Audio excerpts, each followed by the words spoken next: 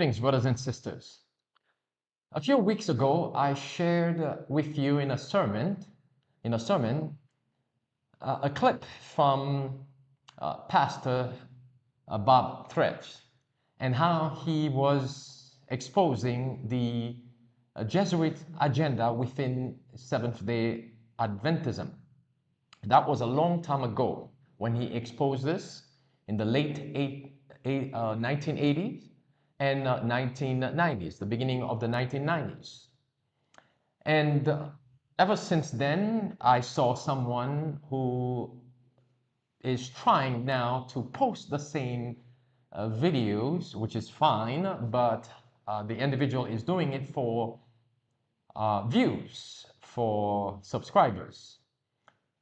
I am bringing those things to your attention. It is to confirm for you that indeed we have been infiltrated, and the church, as it happened in time past, cannot trust the organization, the General Conference of Seventh-day Adventists. That's what we are referring to.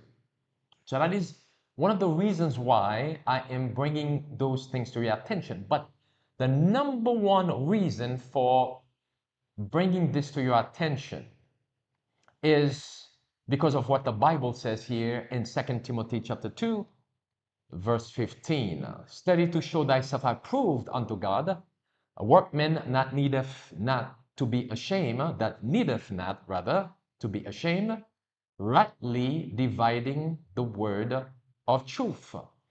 And before I play that for you, my appeal to every Seventh-day Adventist, and as I will be playing some more sermons showing long ago how God was warning us about the Jesuit infiltration within our churches and the corruption of the General Conference of Seventh-day Adventists and the ecumenism, the ecumenical movement, and their partnership with the Jesuits and with Rome. My hope is for Seventh-day Adventists to study.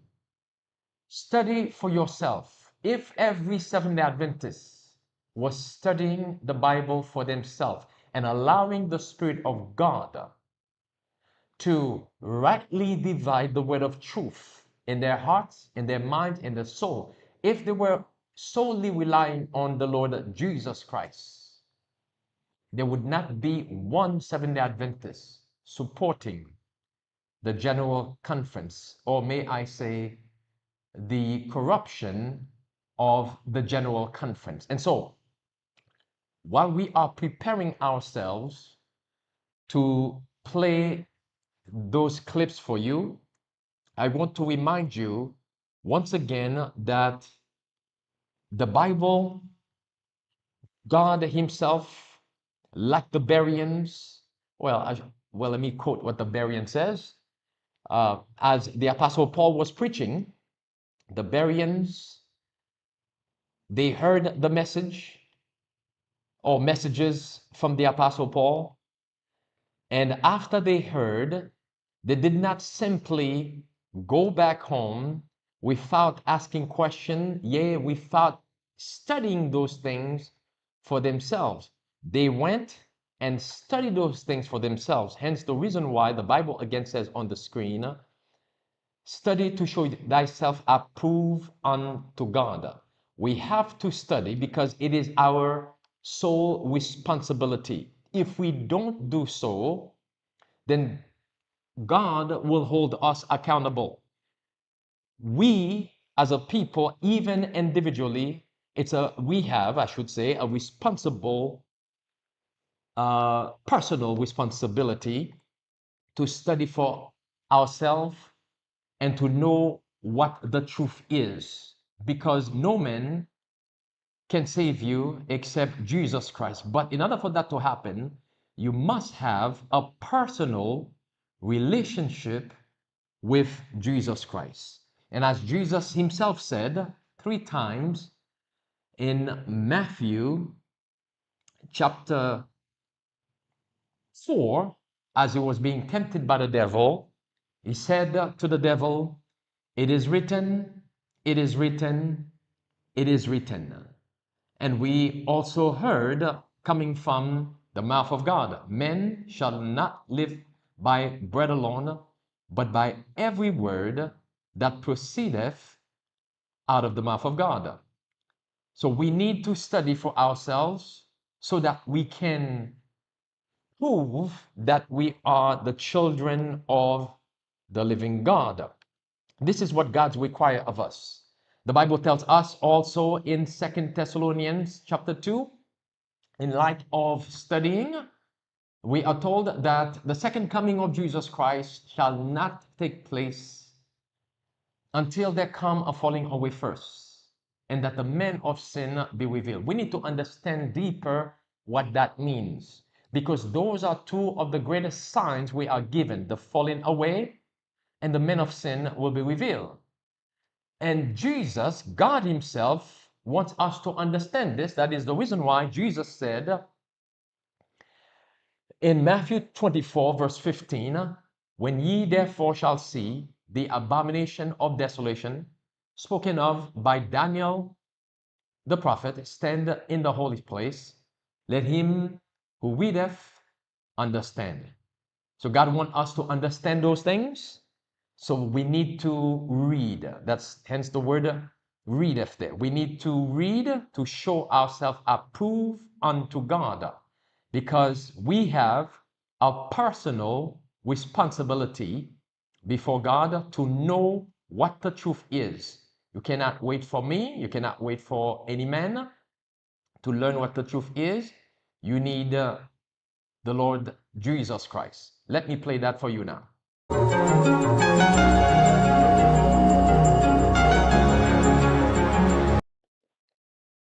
This is the Jesuit agenda within Seventh-day Adventism. This will be part of what we will be looking at here. But in this study, I'm going to show you another agenda to begin with that's taking place, and it's going to build up the foundation for us before we get to the actual Jesuit agenda within Seventh-day Adventism. Listen carefully.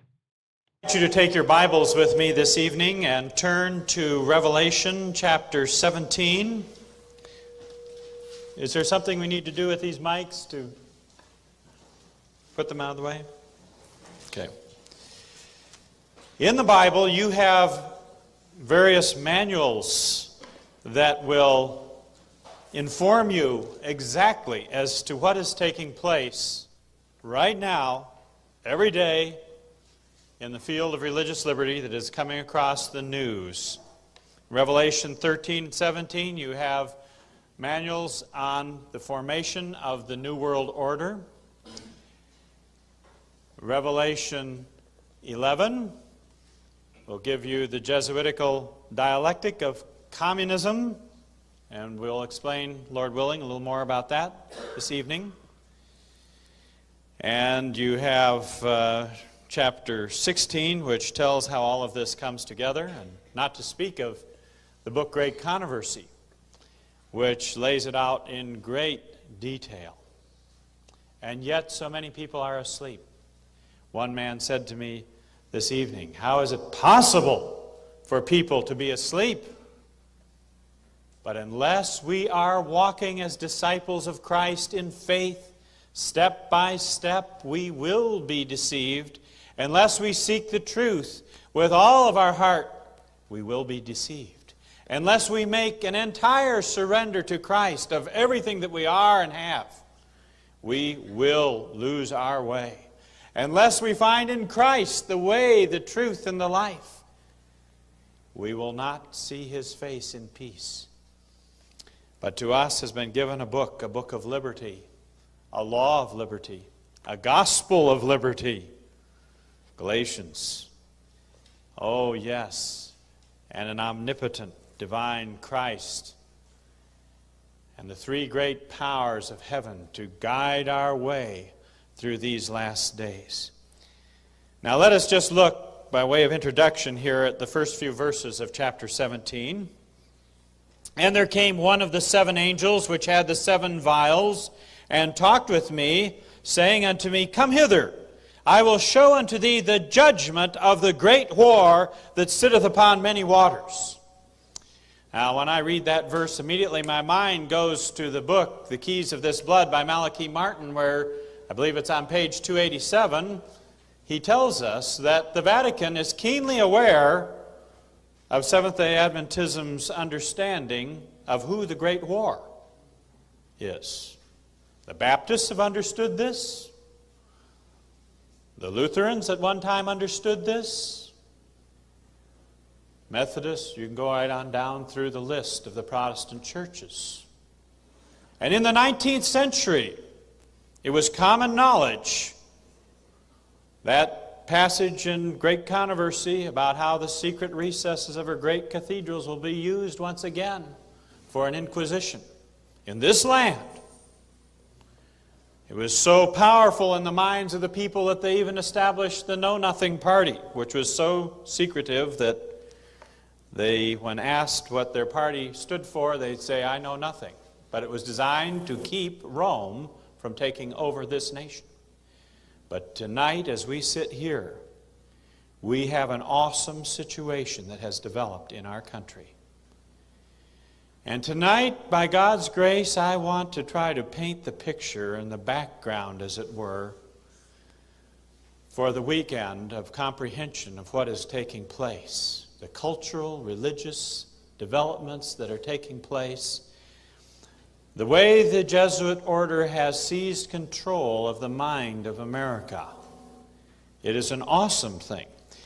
And Roman Catholic scholars who have attended Roman Catholic seminaries are coming out with book after book, such as Constantine's Sword, the Church and the Jews, packed with information that even explains to me exactly what was going on Adventist campuses in the 1970s.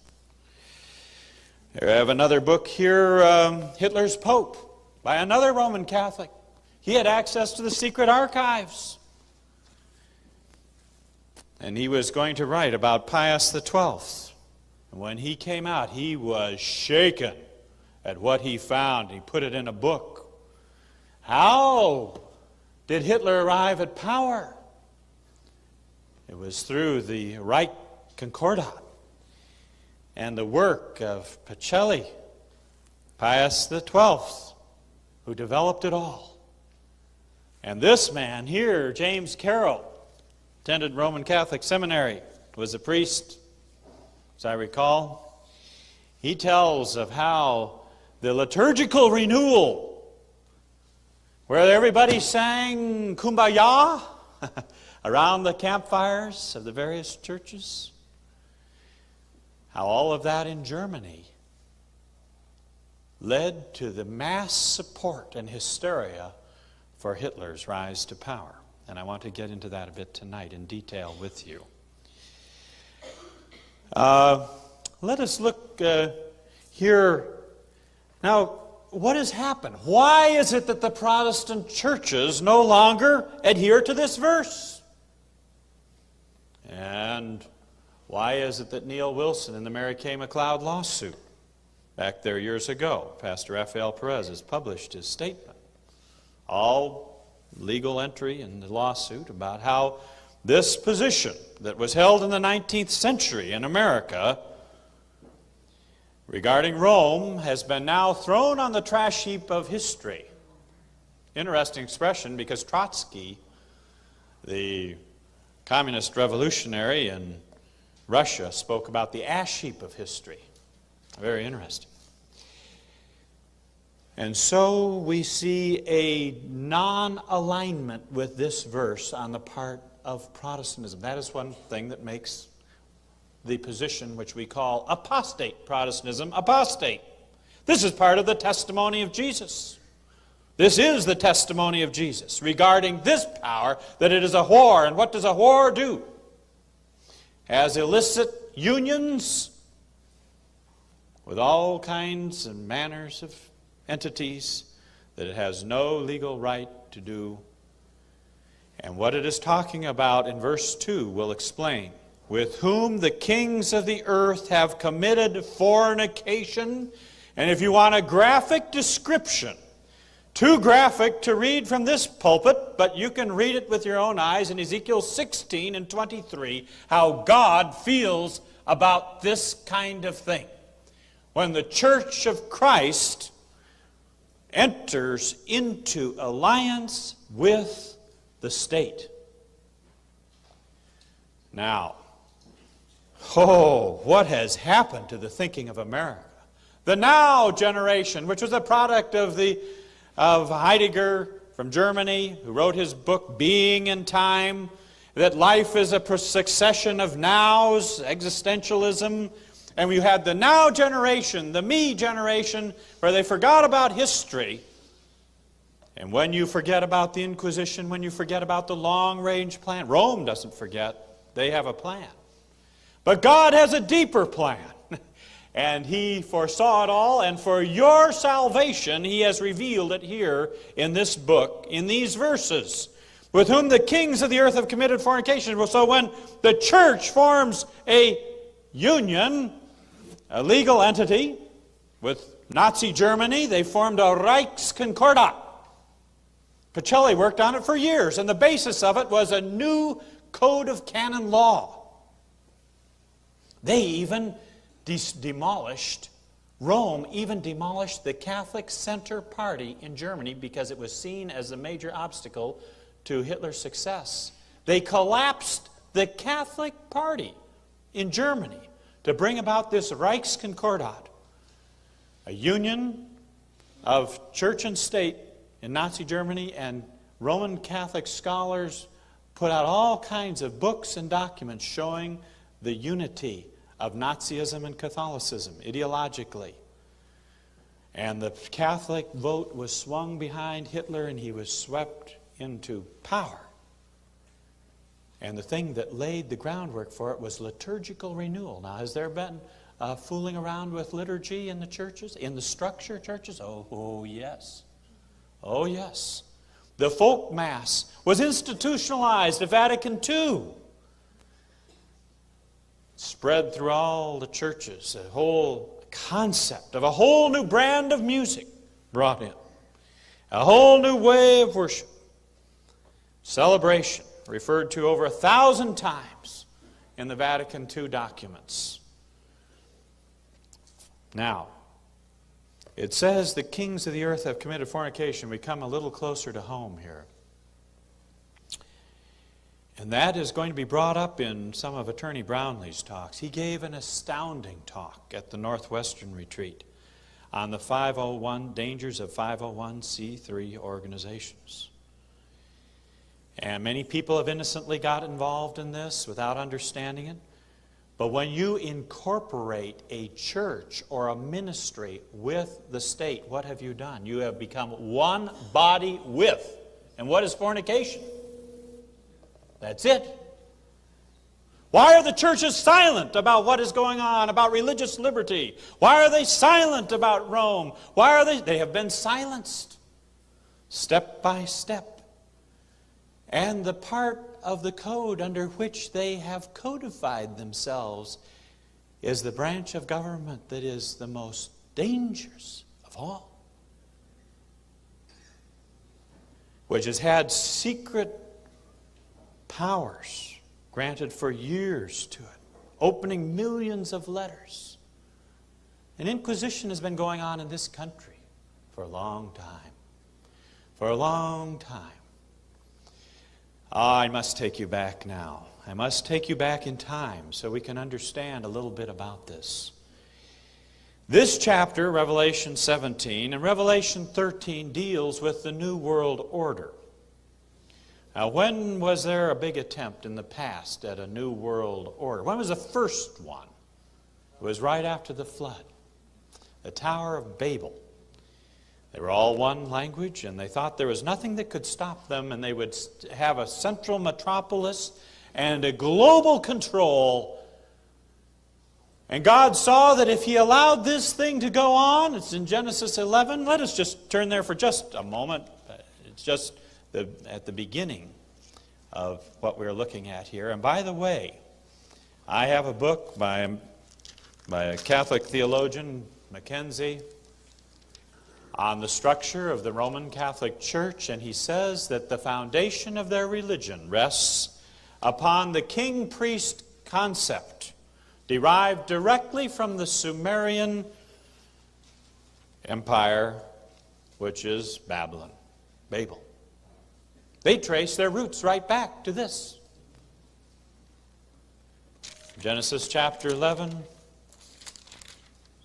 The whole earth was of one language and of one speech, and it came to pass as they journeyed from the east, they found a plain in the land of Shinar. They dwelt there. They said one to another, "Go to, let us make brick and burn them thoroughly." And they had brick for stone, slime had they for mortar. And they said, "Go to, let us build us a city and a tower, whose top may reach unto heaven, and let us make us a name, lest we be scattered abroad upon the face of the whole earth." And the Lord saw this, and the Lord came down to see the city and the tower which the children of men builded. Now, do you know that the European movement in Europe, founded by Jesuit, headed up by the Roman Catholic Church, they want a unified Europe. They have worked for this for centuries. It was at the bottom of their concordats with Hitler, Franco, and Mussolini. They were after a new world order once again. This time, they're determined to not let it slip through their grasp. And they have things planned for the nation that stood in their way the last time, as has been revealed by a man who sat on the councils of FEMA with 11 top secret clearances. But here, the Lord was so concerned, he was afraid the truth was going to be stamped out. It says the Lord came down to see the city and the tower. The tower the people were very impressed with was so small it didn't even get anywhere near the size of Everest, and he had to really come down to see it, but it was still dangerous. Which the children of men builded, and the Lord said, "Behold, the people is one, they have all one language." This European movement, they have put out a poster of the Tower of Babel and how they are working to reverse that.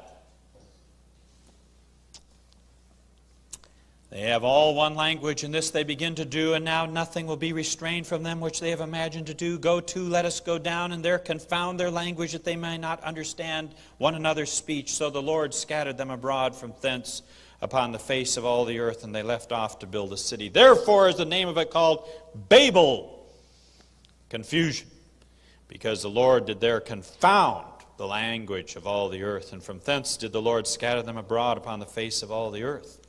And so the nations came into being, but the Pope is determined to erase the nations, a new world order, and for some strange reason, this has been the plan of communism. Now why? Let's roll down in history. Now we're back here at Babel, and well, chapter 17 will take us through some of this. So let's follow the lead here of chapter 17. Verse 2, with whom the kings of the earth have committed fornication, they've become one body with, they've incorporated with, and the inhabitants of the earth have been made drunk. Do people seem drunk? Do they seem intoxicated? They can't comprehend things when they're intoxicated. And the police even make them walk down a line to see whether they can walk straight and do various things. But you know what an intoxicated person is like, and the whole earth is intoxicated with the wine of Roman Babylon. It's not only theology, it's philosophy. And the philosophical tidal wave of Hegelian dialectics based on Jesuitical dialectics.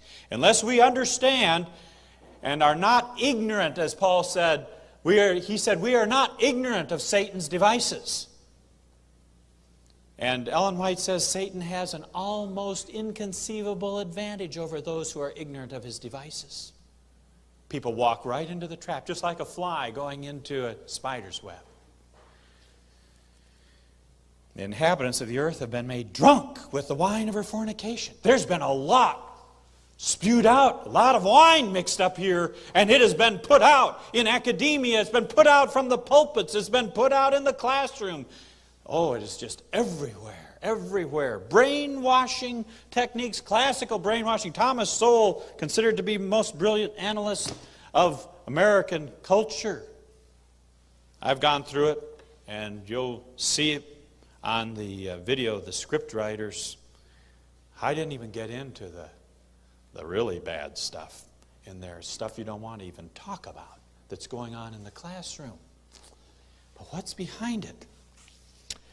Well, He carried me away in the Spirit into the wilderness.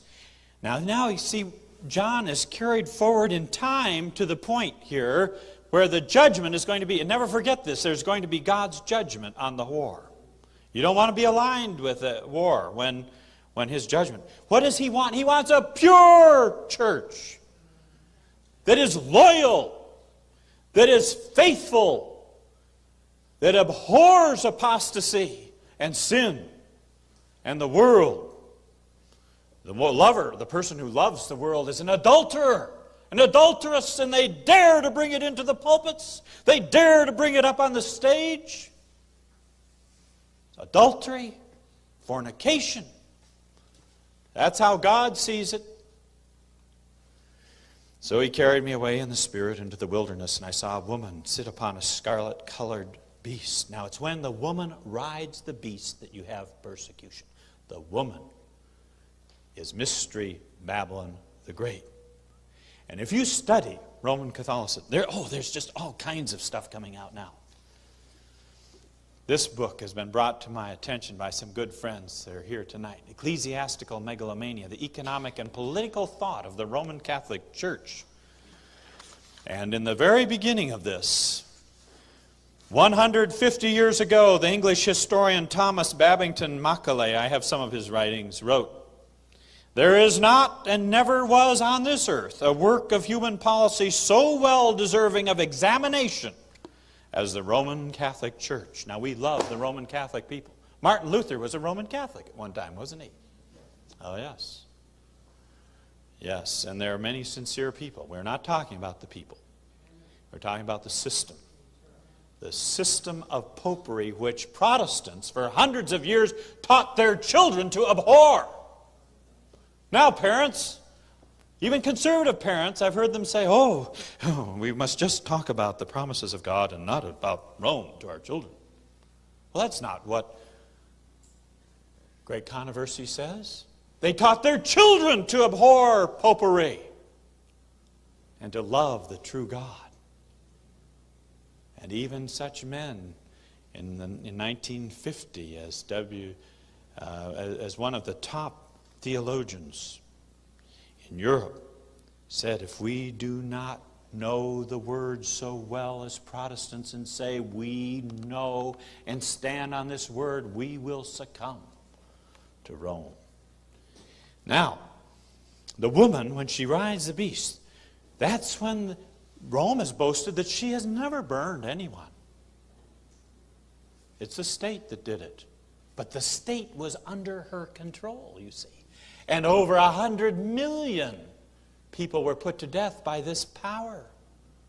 Baptists used to tell their children about this, and I hope some still do. There are some that do still. But many of them are independents too. Home churches all across America and China. Do you know that the Chinese government just shut down 1,500 churches in southwestern part of China? 1,500 churches! Boom! And you hardly even hear about it in America. Scarlet-colored beast tells you the color they use. Not hard to miss. Full of names of blasphemy. Vicar of Christ. Saying the priest is an alter Christos, another Christ. Having 7 heads and 10 horns.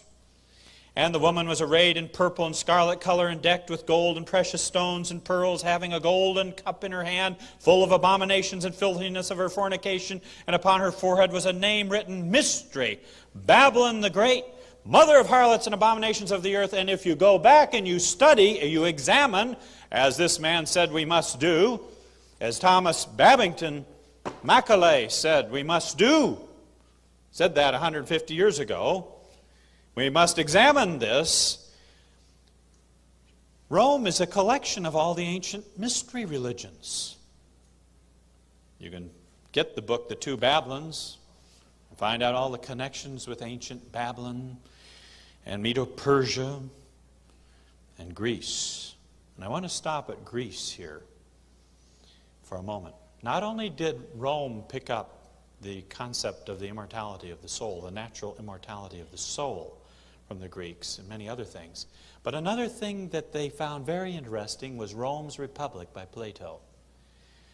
Plato described what we know today as communism in Plato's Republic. Now I'm going to take certain strands here and try to develop them through so we don't lose a train of thought and then come back.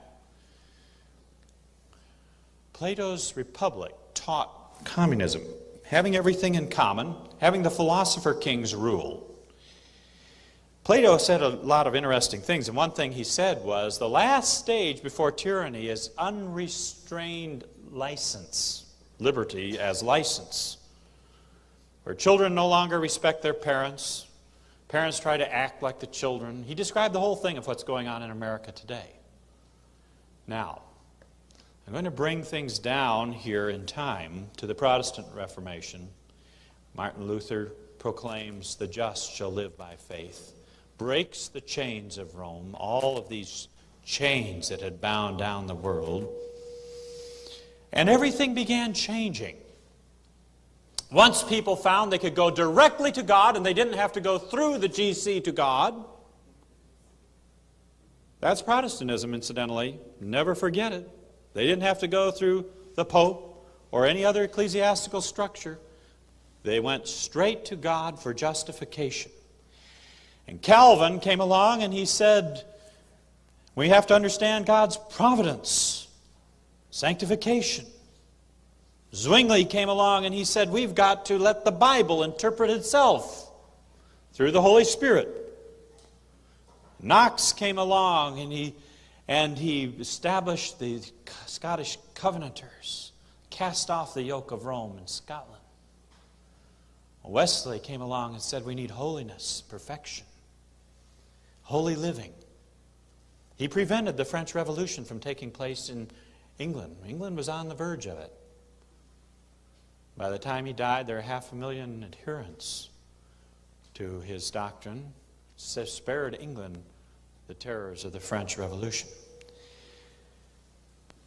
But Rome wasn't happy with this Protestant Reformation, and so there was a counter-reformation. And this man named Ignatius Loyola established the Society of Jesus, called the Jesuits. They ran the Council of Trent.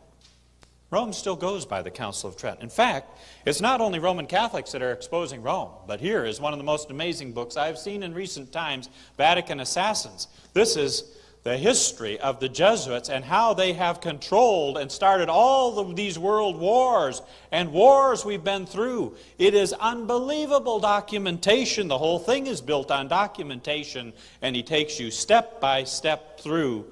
This man is he calls himself a dispensational Baptist Calvinist. Now, his own brethren were so apathetic that after 20 years of study, he got to the point where he was ready to give up. His own Calvinist and Baptist brethren weren't interested in what he was doing. So he went and he lived with some Amish people. And the day came when he took his books, all of his material, and this man is a researcher. This man understands this subject like nobody I've seen. He took his books out into a farmer's field and he was going to burn them right there and be done with the whole project. And the Amish who were washing his clothes and feeding him and housing him said, "No, don't do it. You can't stop now." And he put it out anyway. And it is just astounding. Astounding documentation. I want to get into some of that this weekend. I want to get into some of it tonight, and I'm about to now.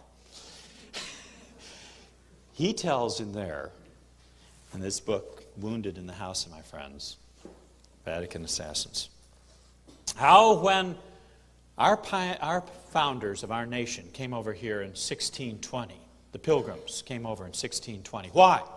To have religious liberty. The King of England had said, persecute these people who aren't part of the Church of England.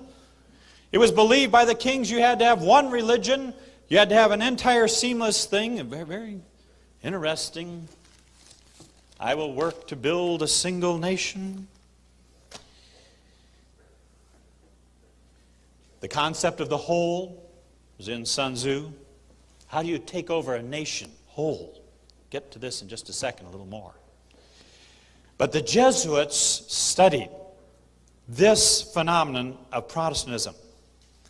And they went into Bavaria and they established the spiritual exercises, which today we know as psychology. Principles of the spiritual exercise all through psychology. And you hear all the time about mentoring, that is a Jesuit concept. About journaling, that is a Jesuit concept that the communists used. All through now. I got a call from Loma Linda, first-year medical student, said, I've got classes out here. I've got to choose whether I'm going to do mentoring, journaling, all this stuff. Why? What does that have to do with being a doctor? At Loma Linda? Anyway, 20 years before the Pilgrims came, guess who was down in Paraguay? The Jesuits had made their way into the mountains of Paraguay in the most remote areas of South America. We tell about this on the script writers.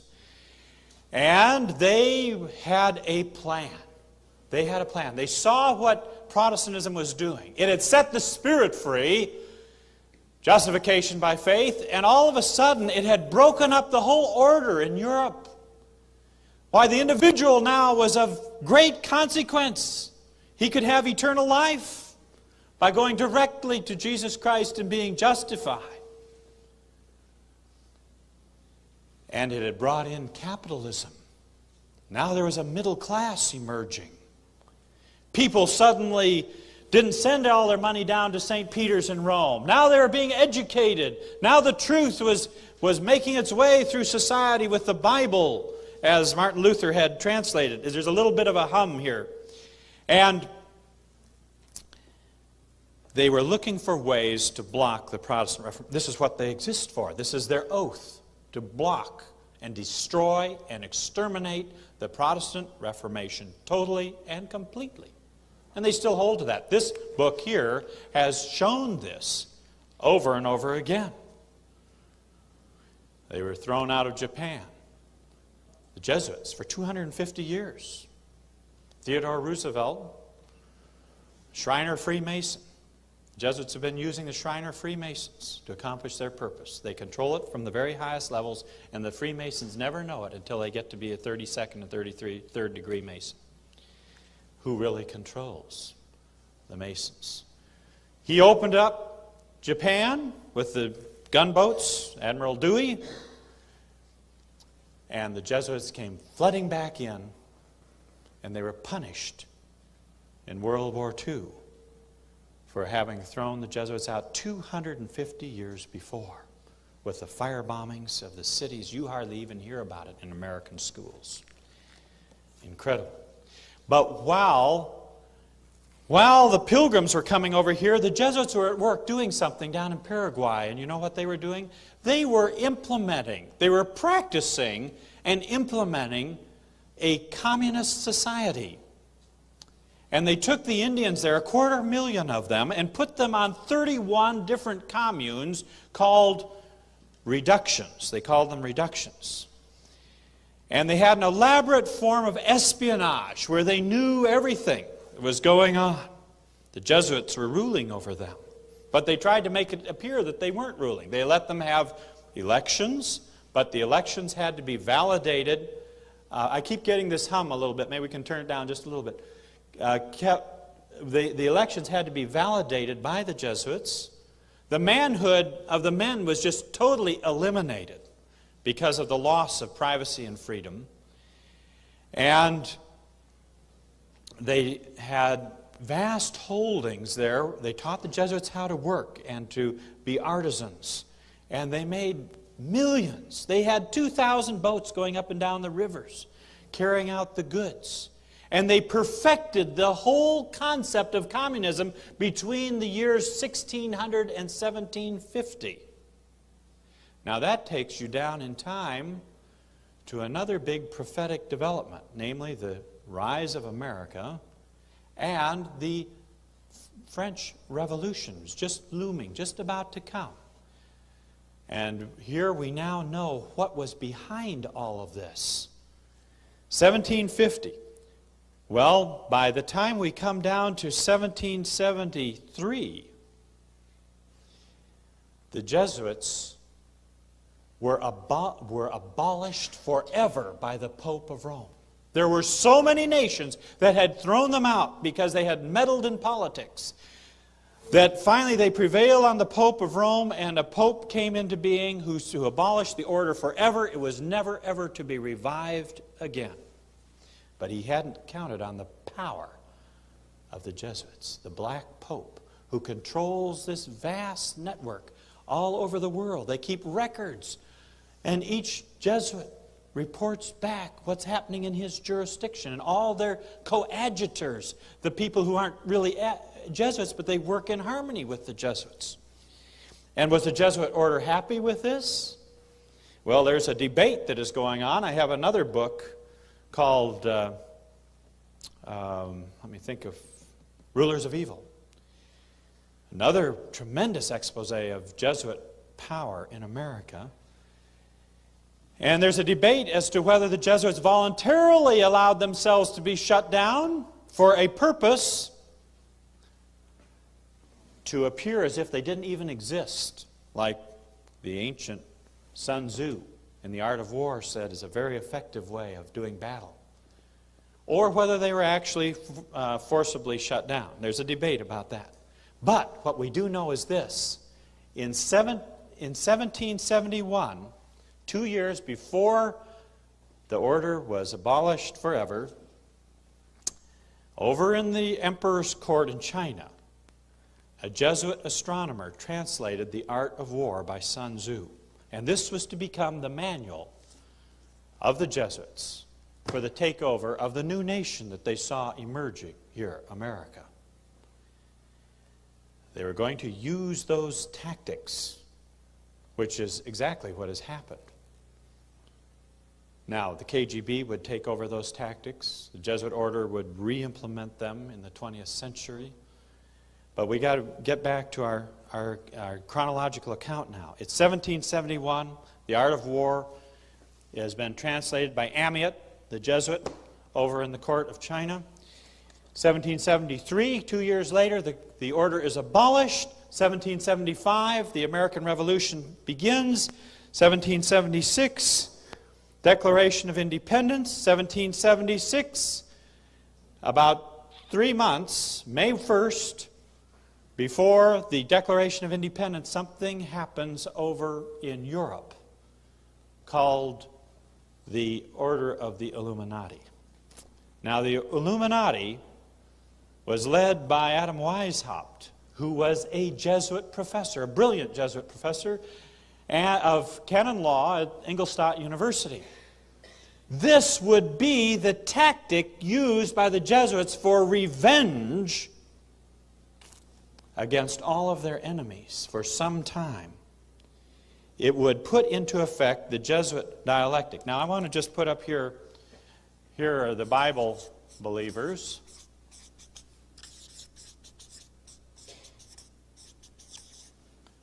And you have the Protestant Reformation.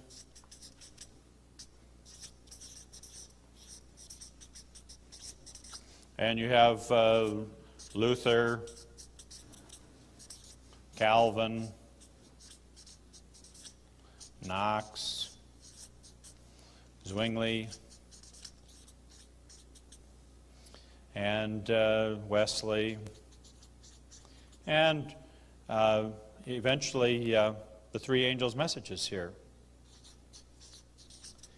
Now, over here you have Rome, and it dates back to Babylon, Medo-Persia, Greece, Rome, and the priests of Babylon fled over to Pergamus eventually in Greece and then made their way to Rome. And you have pagan and papal Rome. Now, at the time of the Reformation, you have the Jesuits being established, and they would follow a very interesting course. They were believers in a process called the dialectic. Now, we don't even think this way. But what they would do is take two opposing positions and dialogue the two positions together into a synthesis. And this is how we get this merging of good and evil. And eventually, a man named Hegel got involved in this, and then Marx.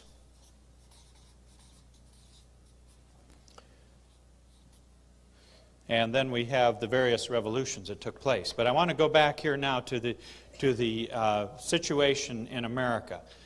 The Illuminati was established just before the American Revolution, and I have the work by Beruel, it's about this thick, about 2,000 pages, which laid out the plan of the Illuminati. Now, Beruel was a Jesuit.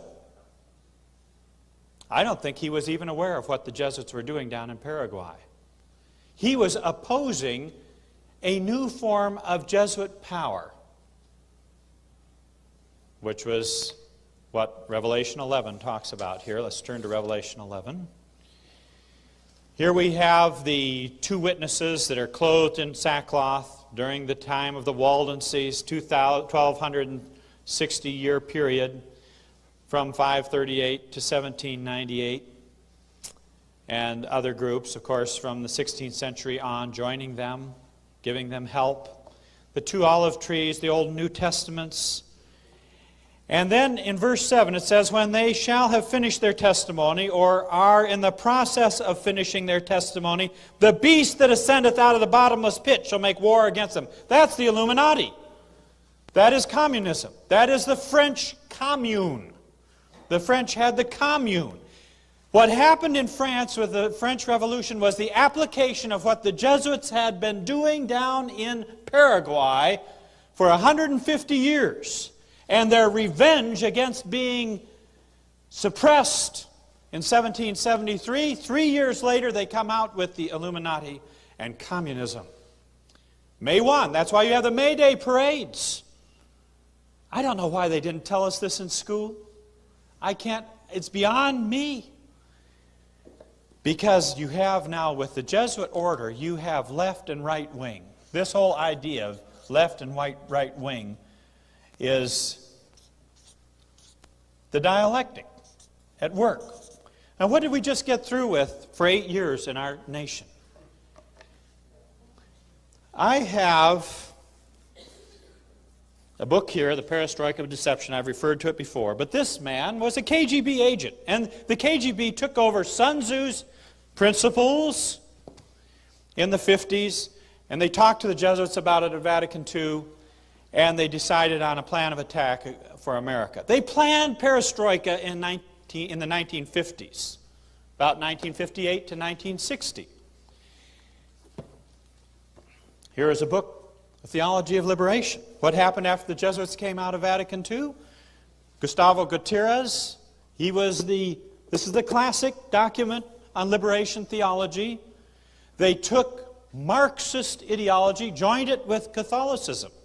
Now, what is so significant about that? Well, when Rome comes back to power, we read in Revelation 17 that it will come back to power on this new form of satanic power, communism.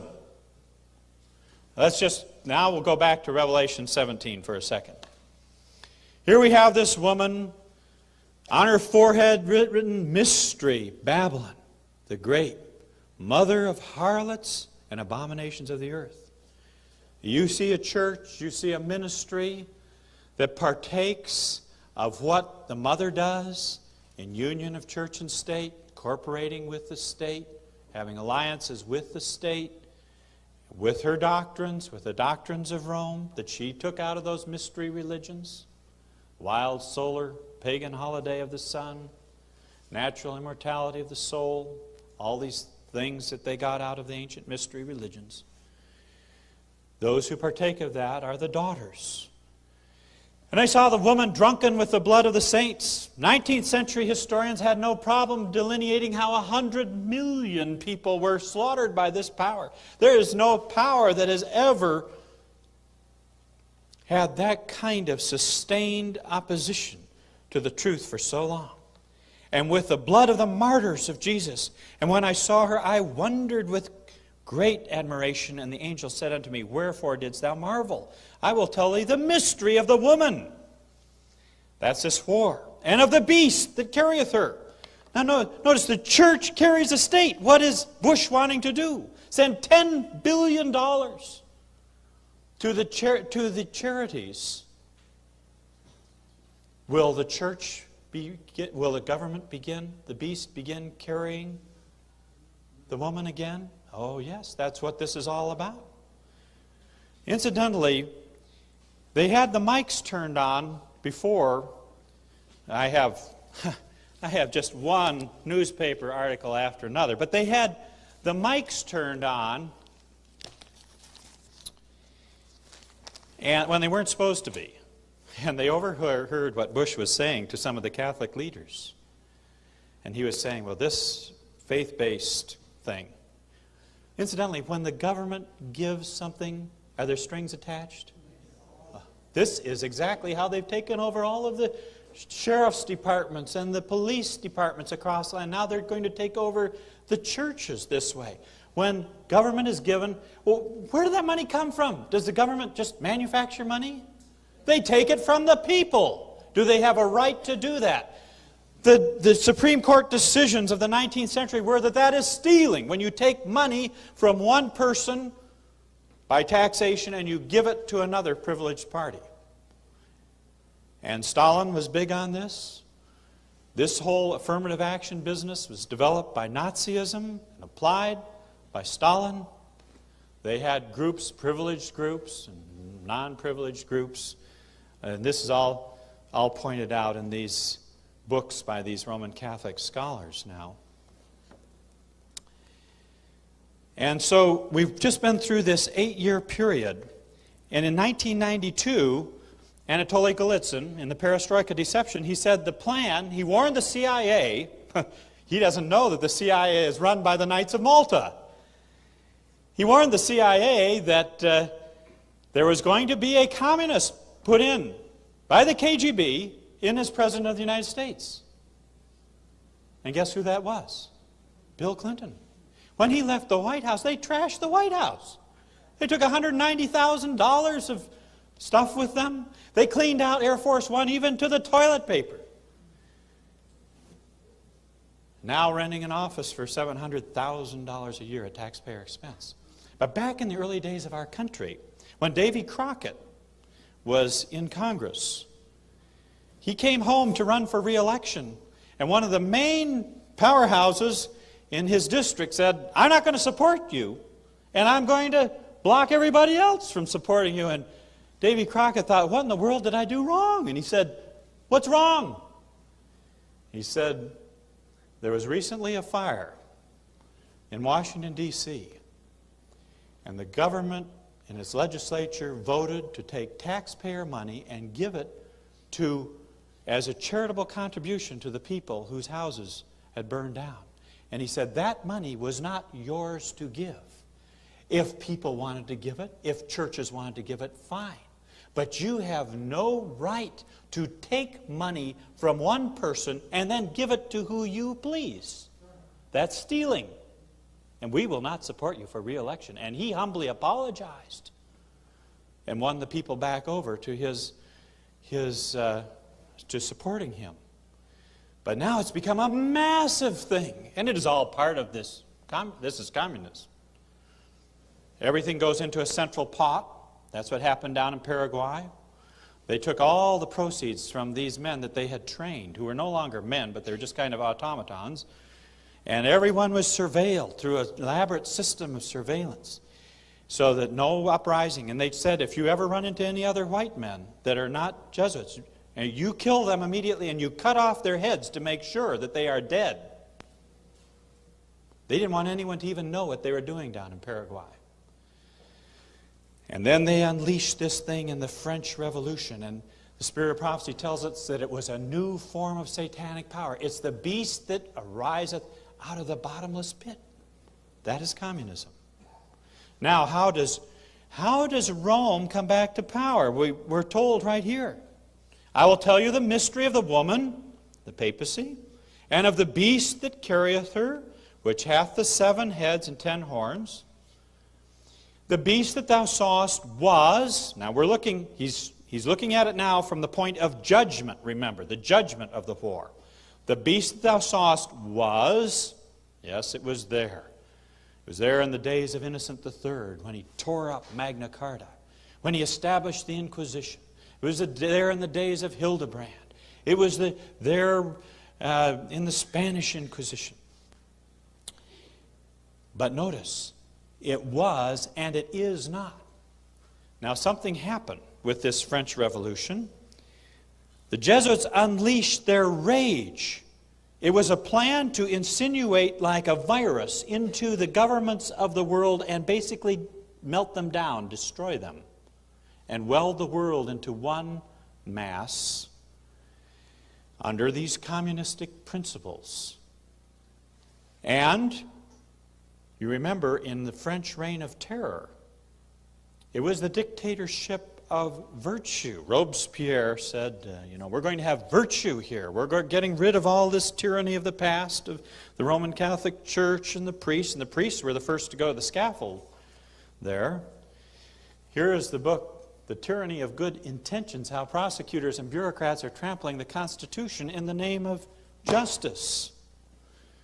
Well, you had one group that would rise up in power, and then their heads would be cut off the next day by the next group that ran up into power, and then their heads would be cut off the next day by the next group that ran into power. I've read eyewitness accounts of people during the Reign of Terror in France. That was communism. Cut off the heads of the capitalists, divide all the money amongst the proletariat, the dictatorship of the proletariat.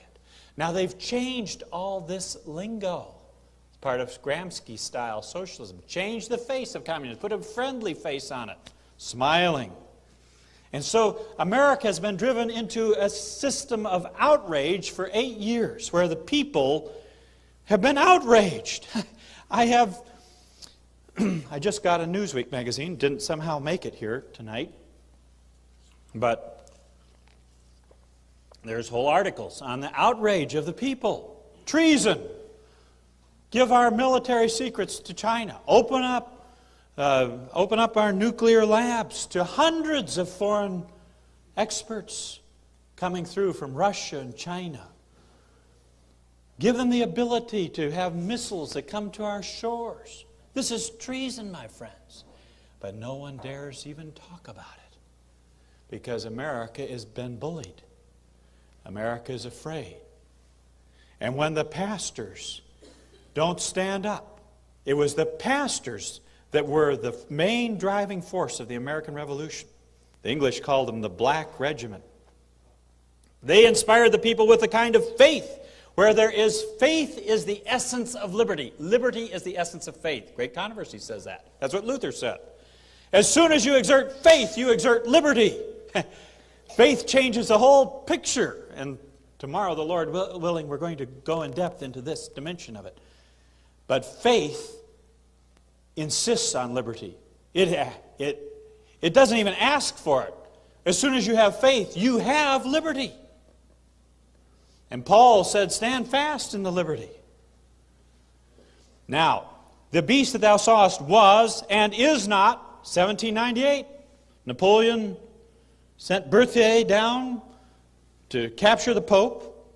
And it looked like the papacy had been out of commission for a while. And this church-state separation came in.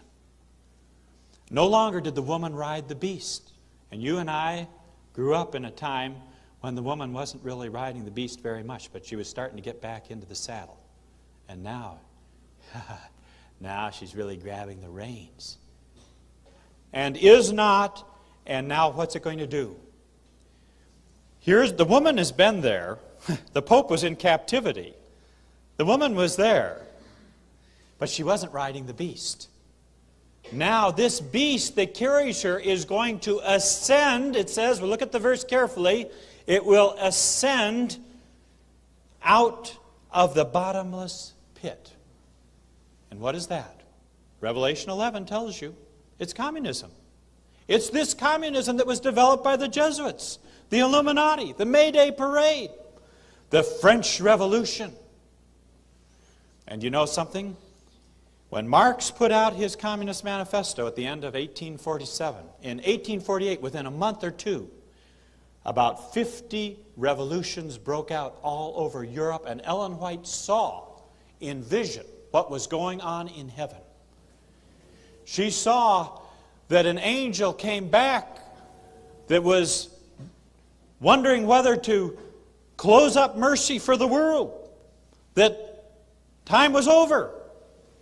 And Jesus raised his hands and said, "Hold, hold, hold." That was 1848. And you know what happened the summer of 1848? The Sabbath and Sanctuary conferences were held all over northeastern United States, as this little flock of the remnant were being solidified in the truth of the three angels' messages. But that was communism that broke out in 50 revolutions all over Europe. That was the result of Marx. And Marx was a young Hegelian. He had studied Hegel. And Hegel's dialectic goes like this. And it's important now to understand exactly what's happening in America. The top Jesuits are experts in this because Hegel got this from the Jesuits. Hegelian dialectic. And we don't even talk about this. It's so foreign to us, it's like learning Chinese. But if you don't understand, if you're ignorant of the wiles of the enemy, you won't understand what's going on and you just sleep on like everybody else. Hegelian dialectic is that you have a thesis and an antithesis or antithesis. You dialogue these through to synthesis. Now let me show you how this works.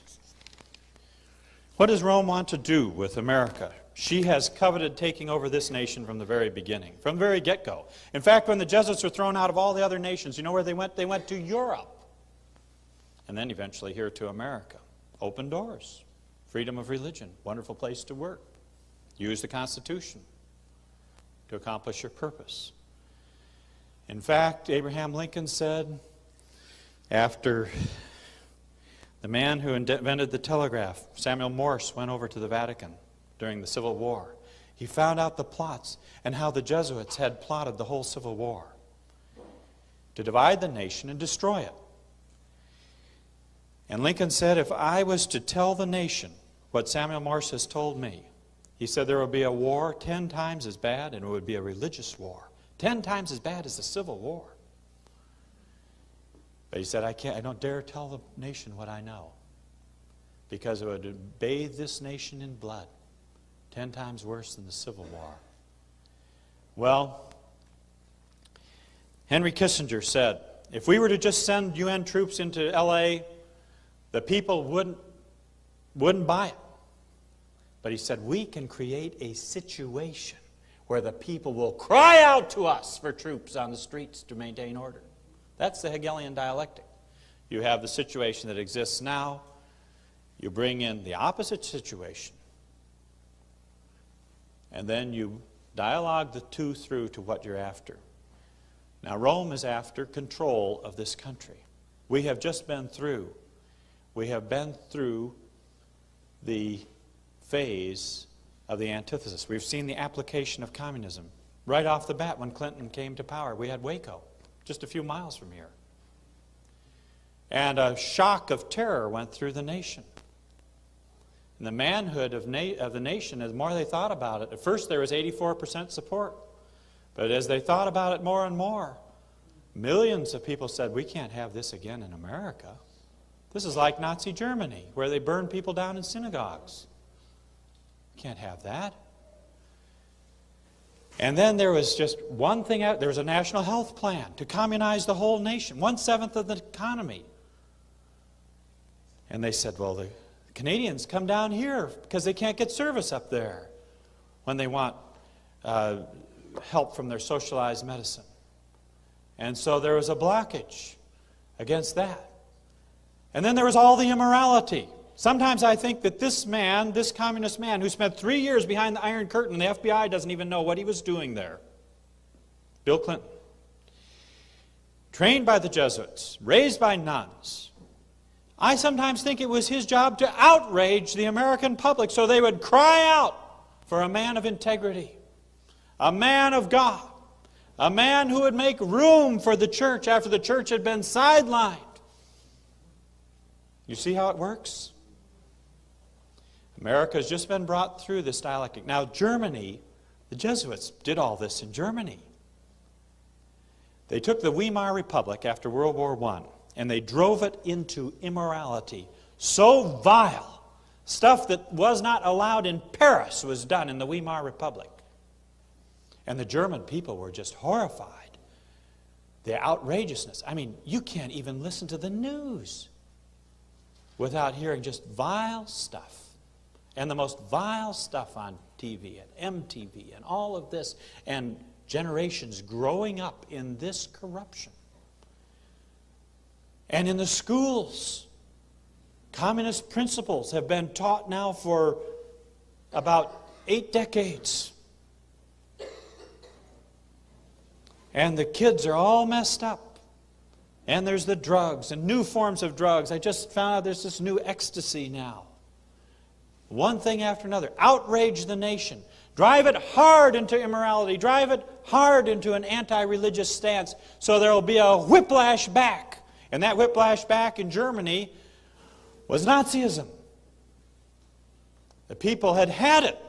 The communists were fighting in the streets. Pius XII looked down from his apartment in the city and saw the communists and the Free Corps. Well, where did the Free Corps come from? They had been the hippies. They had a Wandervogel, the hippie movement in Germany too, in about 1928. And they just went floating, the young people went floating all over Germany, just like the hippies here. They have cloned the German experience here in America. Then that Wandervogel became the Free Corps, which formed the hardcore of the Nazis. And then it was going to be an ideological battle between Nazi Germany, which was National Socialism, and the International Socialism of the Bolsheviks. And who was behind the Bolsheviks? Bolshevik Revolution? It was the Jesuits. That's communism. Oh yes, they hid behind the guise of Jews. Tried to make it look like it was a Jewish thing. But it was the Jesuits who were behind it. And according to Phelps, who wrote this book, Vatican Assassin, Stalin had a secret concordat with the Pope. And the Inquisition that went on there in the Soviet Union was to break the back of the Protestant groups in the Soviet Union and Orthodoxy, which Rome hates, almost as bad as she hates Protestantism. To have an Inquisition, develop the techniques of Inquisition over there in the Cold War. So you have these two streams of Roman Catholicism. You have the left wing and you have the right wing. You have left-wing Jesuits like Jerry Brown of California, like Gustavo Gutierrez, and the Marxist liberation theology. And incidentally, it's being injected big time into the structure youth. You get the scriptwriters and you'll see how. They are using Jesuit terms. Genesis 2K. Genesis was the big term of Pierre Teilhard de Chardin, basically the intellectual founder of the hippie movement. And he talked about anthropogenesis and noogenesis and Christogenesis and the cosmic Christ. It's all spiritualism to bring about this global unity. And we're going to show you tomorrow night some advanced footage of the scriptwriters. You will see what goes on at Bohemian Grove. When we were at Santa Rosa for the big meeting years back, a local man came up and said, "Do you know what's going on at Bohemian Grove?" He says, "The world leaders come there every year. They've been going there for over 120 years, and they meet there and they worship a 45-foot-high stone owl." You'll see the worship service here. 1,500 to 2,000 world leaders gathered there for the service called the cremation of care. You see, they have to have their conscience eradicated of care and concern over what they have to do as world leaders. So here is this body that is brought, a human, either an actual human body, no one knows, or an effigy of a body, and then they offer this, like the ancient Moloch services, in the arms of this 45-foot owl, and there's screams of agony as this supposed body, whether it is or not, no one knows, is lit, and you hear the screams of agony. You see the priests there. Do you have that footage for just a minute? You ready? Can you do it right away? If it takes too long, don't do it. But guess where George Bush announced that Cheney was going to be his vice president? It was at Bohemian Grove last summer, year 2000. Now, Alex Jones, who's right over here in Austin, he snuck in there. He's the first one to ever videotape this. And he had a hidden camera, like a pager, on his belt. And he recorded this. It's at a bit of an angle, and then he straightened it up with his editing. But it is awesome. I could hardly sleep the night after I saw his entire footage on it. We have certain key footage on the script writers, and I had just a moment or two of it here. I thought, are you going to be able to do it right away? I'll just show a minute or two. They swear eternal friendship. Why didn't George Bush execute justice? He just swore an oath that he would uphold the laws of the land, and then the White House is vandalized and nothing's done. Why didn't he execute the law there? They swear eternal loyalty. They are all part of this Hegelian dialectic. One, to drive the nation into abhorrence of what's going on, to pave the way for the other, who will then make a union of church and state. You let me know when you're ready there. Now, what is Bush doing? The two big agendas of Roman Catholicism historically in this country for decades have been school vouchers, so that tax money, your tax money, will go to finance Roman Catholic schools, because they're 90% of the private schools. That's what that's all about. And then there's the anti-abortion campaign. Now, abortion is a terrible evil in our country. It's a Holocaust many times worse than Hitler's Germany. Tens of millions of babies aborted. It is an abomination to God. But Rome has seized on this as the avenue to ride to power. And this is what Bush was telling these Roman Catholic leaders when the mic was turned on. He said that this it's a little bit picking up here. He said that this faith-based thing that I'm doing now with 5 different departments of the White House to give $10 billion, that's only just a little part of it. We have a much bigger agenda. We're going to really change things in this country. And he is opening the door now for a union of church and state. And I believe he probably doesn't even know what he's doing. He probably has not read Great Controversy. Okay, we'll just look at this for just a moment, just so you get an idea of what goes on at Bohemian Grove. Just a minute or two of footage here.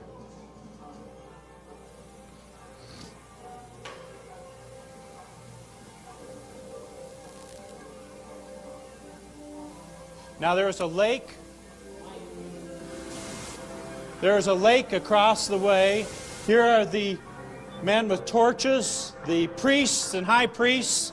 It's Baal worship combined with Moloch worship, where they offer the sacrifice and burn it.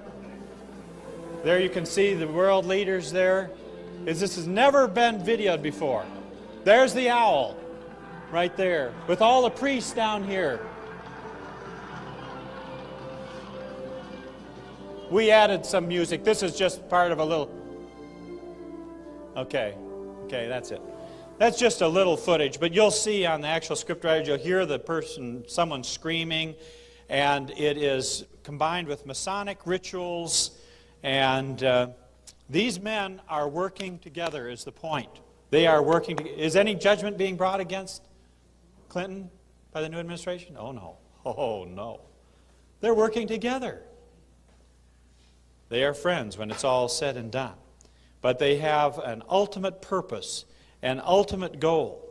And that is that Rome will gain control again here actually gain control as never before in this nation. And so this beast will rise back out of the bottomless pit. And if you go back a notch before Clinton, what do you have? You have George Bush Sr., and what did he do? 282 times he spoke about the New World Order. He introduced the New World Order to Americans in a big way through the Gulf War, where he got 28 nations together to fight Saddam Hussein, who the CIA had built up with their biological weapons. America had sold the biological weapons to them and given them encouragement and let them think that nothing would happen if he invaded Kuwait. It was all part of this Hegelian dialectic to bring about a new world order. Now you go back a notch beyond, and by the way, George Sr. was head of the CIA for a while. They've got quite a bag of tricks too. I don't know if you noticed it, but when Howard Ruff, the man who is in the wheelchair, who had defended Clinton, when he was all set to come down to Florida to get into the fray down here in the Florida election, he died. He never made it. I think it was the day he was to leave. It was either the day before or the day he was to leave. Suddenly he died. Who knows what that was all about? Anyway, you're talking about CIA connections big time here. Now you go back another notch to Ronnie Reagan. He's upheld by the conservatives. And by the way, be careful of all the talk show hosts, because they are tied, many of these conservatives, like Rush Limbaugh, are all tied in with the Archdiocese of New York. He was a big-time supporter of Cardinal O'Connor, who just passed away. Raphael's talked about him. Now Egan is the new one. But that's the center of Catholic power from the point of the Knights of Malta and control of all the other churches. The Jesuit told Norman Baker that the structure of Adventism is run out of New York City. He said, not Sligo, not Washington, D.C. It's run out of New York. And on the scriptwriters, you will see analyzed the youth leader who put forward this spiritualistic Genesis 2K program to bring the youth of the structure into cosmic oneness to accept Satan when he comes. You'll see what he said, looking at it from the perspective of inside a Jesuit's head. Very interesting. Very interesting. And all of this Reconquista that you hear about in the Southwest, Mexico is wanting to take back the Southwest that America got in 1848. This is Alamo country down here. Well, Reconquista is not some new word that was just concocted. This is a very ancient word. Back in Spain, at one time, the Jews, the Muslims, and the Catholics all lived together in quite a harmony. And then Rome decided to take over that nation. And you know what they called their program to take it over? Reconquista. The very thing that the Mexicans are talking about with southwestern United States. Reconquista. Take it back for Catholicism. You have millions and millions of Catholics pouring across the border, and Bill Clinton and Al Gore had them brought in by the 100,000 into stadiums to be processed so they could vote Democratic, and they are told by their priests if they don't vote Democratic, they will be excommunicated and lose eternal life. So we have quite a thing going on here in America now. It is going to be very, very interesting to see how this all plays itself out. We know what the general picture is, but now we can see how Ronnie Reagan. What was his contribution to all of this? He had the greatest secret alliance with the Pope in the history of the world. Marco Politti has put that out in his book, His Holiness, about John Paul II. Greatest secret alliance. Reagan worked with the Pope and with Gorbachev to bring down the Iron Curtain so that Rome could say that the Fatima visions had been fulfilled, and now the nation of Russia has been converted to the papacy. Because when they're converted, that's a change of attitude toward the papacy. It's a different concept of conversion than Protestants have. And so now the whole focus is here on America. and they've got their man. And what branches of government do they have lined up? Watch in the next 2 years. I think if I was to be a religious right person, working hand in glove with the anti-abortion movement and all of this, and by the way, I think it was either the day or 2 days after the inauguration, they held a huge anti-abortion rally, and there was priest after priest and all kinds of orders you'd hardly ever heard of getting up there saying, I'm from the ancient order of Hibernians, and I'm from this order and that order, and you know, all kinds of Catholic agencies, and then a whole line of Jews with their little, curly-Q sideburns, just like right out of Nazi Germany almost, you know. It's like the pictures you saw of that. And all kinds of other groups, all with this anti-abortion campaign is being exploited and being used for papal control here in America. And these two things that Catholicism has wanted now for decades and decades, George Bush is determined to give them. Now, will the Supreme Court back him? In all probability, yes. It depends on those swing votes. But he's going to be appointing, remember, maybe 3, maybe 4 justices. So there goes the judicial branch. And here is the executive branch and the legislative branch. Who is the chaplain of the House? You'll see on the scriptwriters. You will see him being sworn in at the beginning of this year. He is a Roman Catholic priest. And he was the priest of the priests in Chicago. He was the vicar of the priests in Chicago. He has studies in East-West relations. And wait till you hear what the head of the youth department of the structure said at G2K about East meets West. Very interesting. Well, folk, it's going to be a long meeting if I tell you everything I want to tell you, so we're going to have to wind this thing down. But these are going to be very exciting days. And you are going to see pieces of the puzzle come together with each of these talks here this weekend. Pieces of this aspect and that aspect. And there is layer after layer of things going on. And so, I mean, we could take this step by step back to Kennedy, who had this concept of global peace and disarming the nations and having a UN police force. They just called for that last September at the big UN summit meeting with all of the world leaders there like never before. And they had a big call for the UN Army. They want all the nations disarmed. Not only will they have the international police like Raphael's going to tell you about. They already have it with Interpol and these various groups. But they will have a global police force. And everything is being nudged and moved. And remember this, they use various tactics. 2 steps forward, 1 step back. If they carry things too far, they back off a notch. If there hadn't been a massive resistance to Waco, I think you would have seen loads of Wacos. And Colby, the CIA director, Roman Catholic himself, who was assassinated as he was about to write a book about what he knew.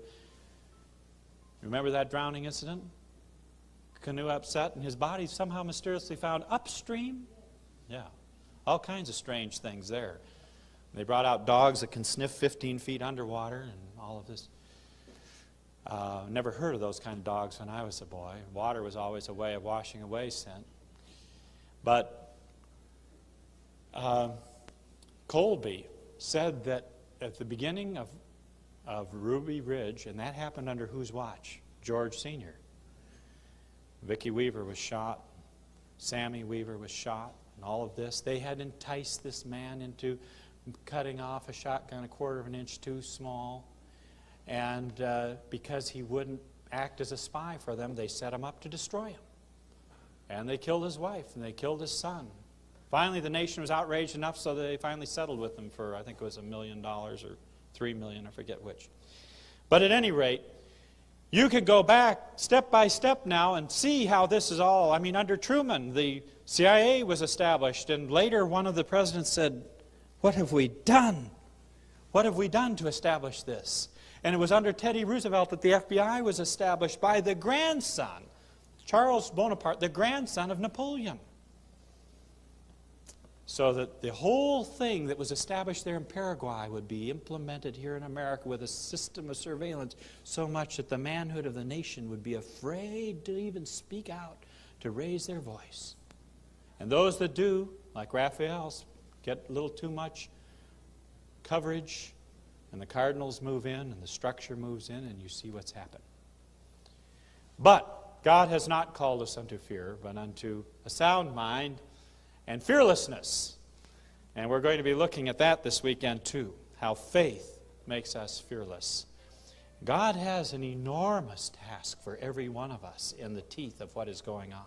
Religious liberty is a dying thing. Liberty of every way, shape, and form in this country is dying fast. And so what we have to do, we must do fast, or we will have even more difficulty. When Ellen White made those kind of statements, they didn't have all these federal agencies that are doing surveillance. They didn't have the whole system of surveillance.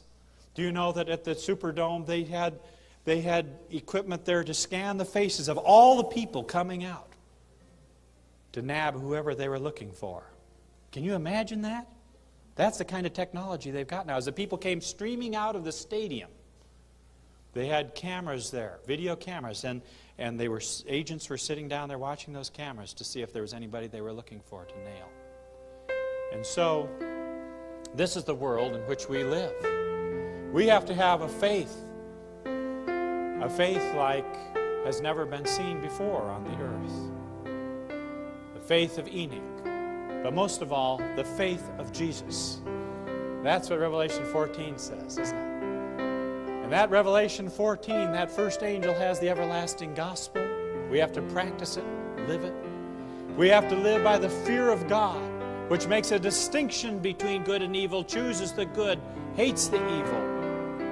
And we have to worship God, the Creator God, not a structure, but go directly to God Himself. That's how this movement got started. That's how Protestantism got started. And then we have to have the courage to declare that Babylon has fallen, and we are told that we must catalog all aspects of that fall, including the message that was given there in the summer of 1844, and all the additional falls and corruptions that have come in since. That's the loud cry. It distinguishes between apostasy and the truth. And the truth will set you free. And then there is that great message of the third angel's message. It is the message of justification by faith in verity. It is the message of total obedience to God, including that fourth commandment, which is the union between God and His people in these last, the golden clasp. Every 7 days, every Sabbath, seventh-day Sabbath, we acknowledge that God is our sovereign. And as the Hebrew says, thou shalt never, ever have another God before my face. It's much more powerful in the English translation. God doesn't want anything to eclipse between His face and you. Don't let another person turn you around. Don't let a structure turn you around. Don't let the papacy turn you around. But behold steadily that face of God. Live in His presence. May He be the God before whom we stand like Elijah, for it is an Elijah message, and that's the only way we can give it in the spirit and power of Elijah. A message that will lighten the whole earth with its glory. God has great days ahead for those people of faith and prayer. The greatest science on the earth, the study of faith and prayer and the practice of it, the experience of it. So when the Son of Man cometh, shall He find faith on the earth? Yes, He will. And may it be in your heart and in mine, kindled with the flame of God Himself off the altar, that our hearts will burn with that sacred fire and with that faith that cannot be extinguished by all the forces of darkness. The light of the world will light our torch in our soul, and we will be one with Him in His purpose here on this earth. Let us kneel together as we seek the Lord in prayer.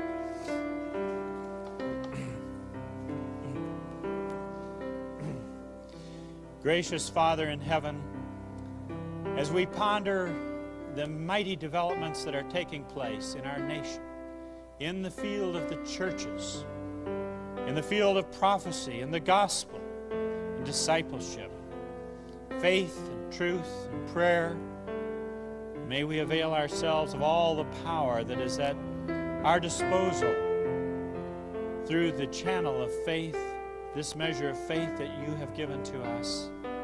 May we lay hold on all of those unseen realities and appropriate this faith and go forward from faith to faith, proclaiming thy message and the message of religious liberty, the glorious liberty to be found in the sons of God through the everlasting gospel, is our prayer in Jesus' name and for his sake.